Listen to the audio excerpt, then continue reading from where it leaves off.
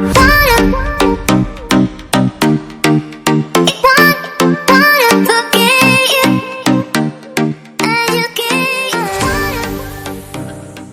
अक्सर देखा होगा कि कई वर्ड्स आपको कंफ्यूज करते हैं। कई बार उनकी स्पेलिंग एक जैसी लगती है। कई वर्ड्स ऐसे होते हैं जिनकी स्पेलिंग थोड़ा सा फर्क होता है, लेकिन बोलने का तरीका उन्हें बिल्कुल सेम होता है। आज हम ऐसे ही वर्ड्स को देखने वाले हैं। आइए शुरुआत करते हैं। देखिए आपके सामने दो वर्ड्स हैं, एक है COAL और दूसरा वर्ड है COLE। दोनों वर्ड्स को एक ही तरीके से प्रोनाउंस किया जाता है, यानी दोनों वर्ड्स को एक ही तरीके से उच्चारण किया जाता है। तरीका क्या है? कोल। लेकिन मीनिंग में फर्क है। पहले वर्ड का मीनिंग होता है कोयला और दूसरा कोल COLE, जिसका मतलब होता है गोभी। गोभी की सब्जी आप खाते हैं ना, अलग अलग वैरायटीज की गोभी होती हैं, जैसे कॉलीफ्लावर जिसे आप कहते हैं फूल गोभी, कैबेज जिसे कहा जाता है पत्ता गोभी, या सवॉय जिसे कहा जाता है गांठ गोभी। फिलहाल यहाँ पर गोभी की अलग अलग वैरायटीज पे मैं नहीं जाऊंगा, लेकिन आपको ये बताना चाहता हूँ कि जो दो वर्ड्स मैंने आपके सामने रखे उनकी प्रोनाउंसिएशन सेम है। स्पेलिंग में फर्क है, यानी डिफरेंट स्पेलिंग है, और मीनिंग में भी फर्क है, यानी डिफरेंट मीनिंग है। इसी तरह के दो वर्ड्स हैं PREY और PRAY। दोनों को बोलने का तरीका बिल्कुल एक जैसा है, प्रे। पहला वर्ड PREY, इसका मतलब होता है शिकार। जैसे हम कहते हैं कि हिरन शेर का शिकार है, तो वो उसका क्या है? प्रे है। लेकिन दूसरा वर्ड PRAY, इसका मतलब होता है प्रार्थना करना। इसी तरह के तीन वर्ड्स देयर, देयर, देयर, तीनों को बोलने का तरीका बिल्कुल सेम है, लेकिन मीनिंग में फर्क है। मीनिंग में क्या फर्क है? THERE, इसका मतलब होता है वहां। वहां के सेंस के लिए इसे यूज किया जाता है। जैसे मैं कहूँ मैं वहां गया, I went there। या फिर देयर का यूज तब भी किया जाता है जब सेंटेंस में वहां का सेंस नहीं होता है। ये बात रिसेंटली आपको देयर के वीडियो लेक्चर मैंने बताई थी, उसका लिंक मैं इस वीडियो के डिस्क्रिप्शन में दे रहा हूँ। सेंटेंस एग्जाम्पल के तौर पे आपके सामने है, एक राजा था। इस सेंटेंस में वहां कहीं पे भी नहीं है, लेकिन फिर भी इस सेंटेंस को बनाने का तरीका होता है देयर वॉज अ किंग। दूसरा वाला देयर THEIR, इसका मतलब होता है उनका या उनके। प्रोनाउन के वीडियो लेक्चर मैंने आपको बताया था पोजेशन के लिए इसका यूज किया जाता है। एग्जाम्पल है उनकी किताबें मेरे पास है, I have their books। और तीसरा वाला देयर THEY', ये कॉन्ट्रैक्शन है। किसका कॉन्ट्रैक्शन है? दे आर का कॉन्ट्रैक्शन है, यानी शॉर्ट फॉर्म है। ये बात कॉन्ट्रैक्शंस में मैंने आपको बताई थी, उस वीडियो का लिंक भी डिस्क्रिप्शन में मैं दे रहा हूँ। एग्जाम्पल देखिए, वे मेरे भाई हैं।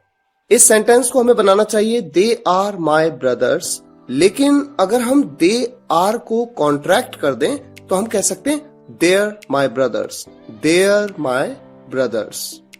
इन सभी वर्ड्स में आपने क्या कॉमन पाया? प्रोनाउंसिएशन यानी उच्चारण सेम है, स्पेलिंग यानी लिखने का तरीका डिफरेंट है, और मीनिंग यानी अर्थ डिफरेंट है। ऐसे वर्ड्स को कहा जाता है होमोफोन्स। अब देखिए आपके सामने एक वर्ड है CLOSE। अगर हम इस एक वर्ड की बात करें, इस वर्ड को दो अलग अलग तरीकों से उच्चारण किया जा सकता है। क्या है वो तरीके? एक है क्लोज, ज की ध्वनि आती है क्लोज, और दूसरा है क्लोज, सरिता वाले स की ध्वनि आती है क्लोज। पहला वाला क्लोज, क्लोज का मतलब होता है बंद करना, जैसे दरवाजे को बंद कर दीजिए, क्लोज द डोर। और दूसरा वाला है क्लोज, क्लोज का मतलब होता है खास या करीबी, वो मेरा करीबी दोस्त है, he is my close friend. तो क्लोज वो होता है सरिता वाला स। तो ये फर्क है, एक वर्ड दो अलग अलग प्रोनाउंसिएशन और उनके अलग अलग मीनिंग। यानी मैं कह सकता हूँ स्पेलिंग सेम, प्रोनाउंसिएशन डिफरेंट और मीनिंग डिफरेंट। इसी तरह का एक और वर्ड ADDRESS। इस वर्ड को दो अलग अलग तरीके से प्रोनाउंस किया जाता है। पहला तरीका होता है एड्रेस। एड्रेस कब इसे प्रोनाउंस किया जाता है? जब इसका यूज एक नाउन की तरह होता है। इसका मतलब होता है पता। जैसे हम किसी को लेटर लिखते हैं तो हम उसका पता लिखते हैं, यानी उसका एड्रेस लिखते हैं। और इसी वर्ड को एक और तरीके से प्रोनाउंस किया जाता है और वो है एड्रेस। अड्रेस। कब? जब इस वर्ड का यूज एक वर्ब की तरह किया जाता है और इसका मतलब होता है संबोधित करना। इस पर एक छोटा सा सेपरेट वीडियो लेक्चर भी मैंने बनाया था, उसका लिंक मैं इस वीडियो के डिस्क्रिप्शन में दे रहा हूँ, अगर आप चाहें तो उस वीडियो को देख सकते हैं। फिलहाल मैं आपको ये बताना चाहूंगा कि ऐसे वर्ड्स को जिनकी स्पेलिंग होती है सेम, प्रोनाउंसिएशन डिफरेंट और मीनिंग डिफरेंट, इन वर्ड्स को कहा जाता है होमोग्राफ। अभी आपको थोड़ी देर में सब याद हो जाएगा, बस पेशेंस के साथ वीडियो में बने रहिए और ध्यान से देखते रहिए। अब तक मैंने आपको दो तरह के वर्ड्स बताए, होमोफोन्स जिनकी प्रोनाउंसिएशन सेम है और होमोग्राफ्स जिनकी स्पेलिंग सेम है। अब देखिए एक इंटरेस्टिंग वर्ड आपके सामने है, SOW। इस वर्ड की प्रोनाउंसिएशन है यानी उच्चारण है सो, लेकिन इस वर्ड के दो अलग अलग मीनिंग है। पहला मीनिंग है बोना, जैसे आप अपने खेत में कुछ बोते हैं वो बोना, उसे कहते हैं सो।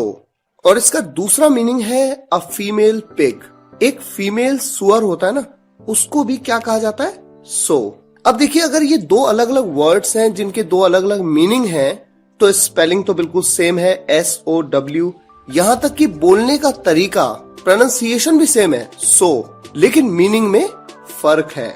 इसी तरीके का एक और वर्ड ले लेते हैं ROSE। इस वर्ड को प्रोनाउंस किया जाता है रोज, दो अलग अलग मतलब में यूज किया जाता है। पहला है गुलाब, गुलाब का फूल होता है ना, उसे आप रोज कहते हैं। इसका एक और मतलब है सेकंड फॉर्म ऑफ राइज। एक वर्ड होता है राइज जिसका मतलब होता है उगना या जगना, इसकी सेकंड फॉर्म होती है रोज और थर्ड फॉर्म होती है रिजन।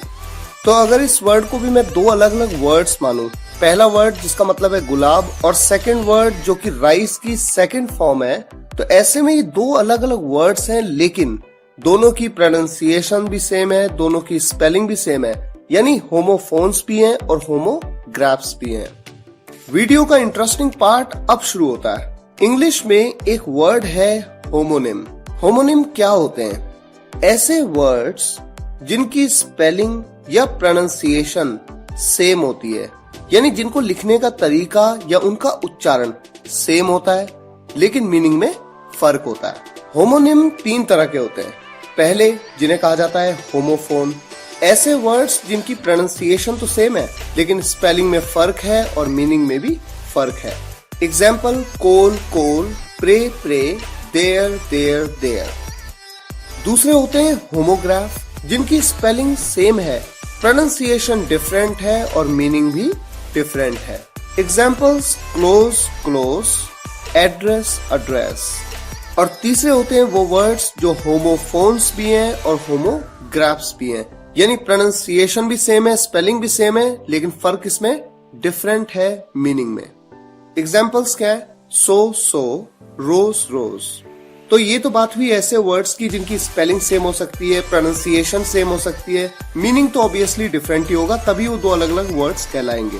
लेकिन इसके अलावा भी कई वर्ड्स होते हैं जो आपको कंफ्यूज करते हैं।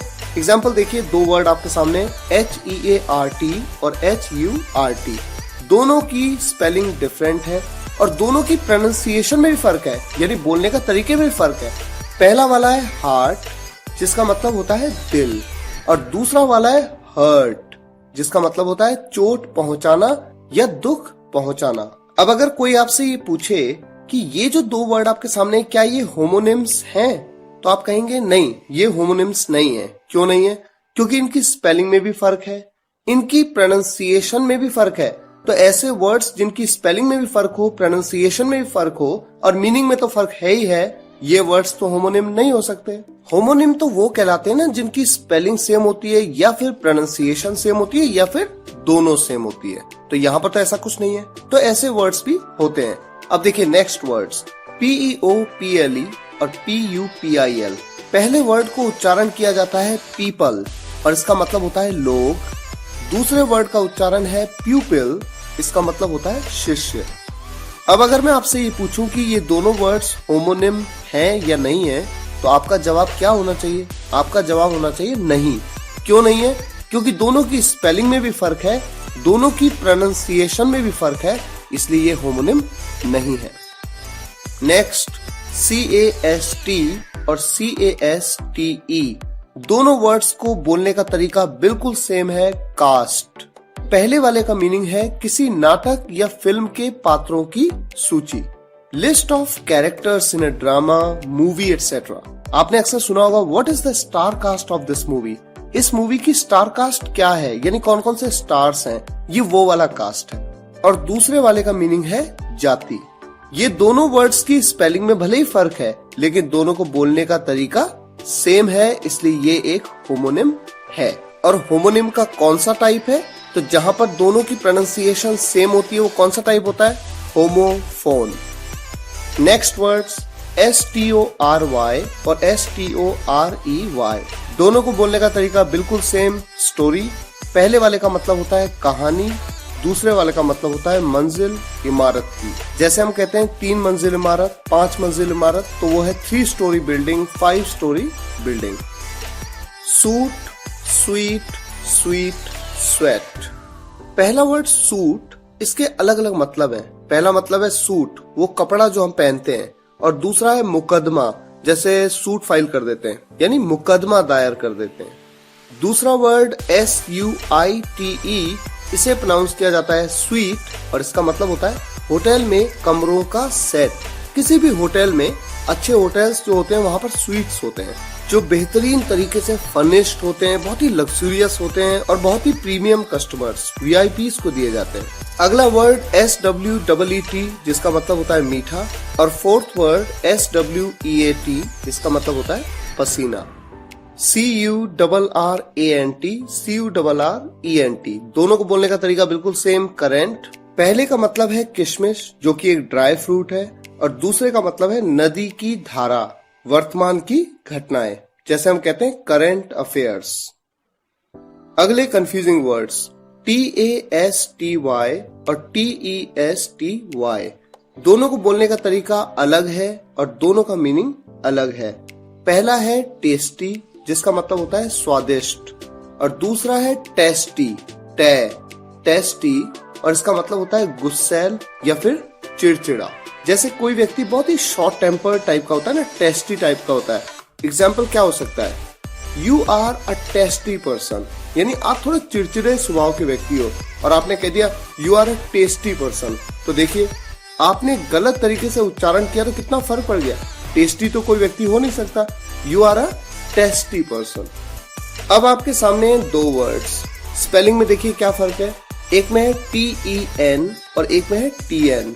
दोनों को बोलने का तरीका बिल्कुल सेम है, लेकिन मीनिंग में फर्क है।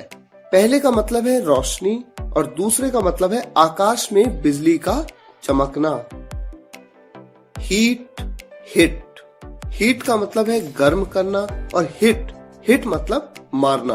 पहले वाले में बड़ी ई का साउंड आ रहा है और दूसरे वाले में छोटी ई का साउंड। एक है WEAK और एक है WEEK। दोनों को बोलने का तरीका है वीक, पहले का मतलब है कमजोर और दूसरे का मतलब होता है सप्ताह। Next SEEK and SICK। SEEK, इसे कहा जाता है सीक, सीक का मतलब होता है ढूंढना या खोजना, और दूसरा वर्ड सिक आप सभी जानते हैं, इसका मतलब होता है बीमार। नेक्स्ट SIGN और SHINE। पहला वाला है साइन, यानी हस्ताक्षर करना, और दूसरा है शाइन, जिसका मतलब होता है चमकना। शोल्डर, सोल्जर, शोल्डर का मतलब कंधा, सोल्जर का मतलब सिपाही।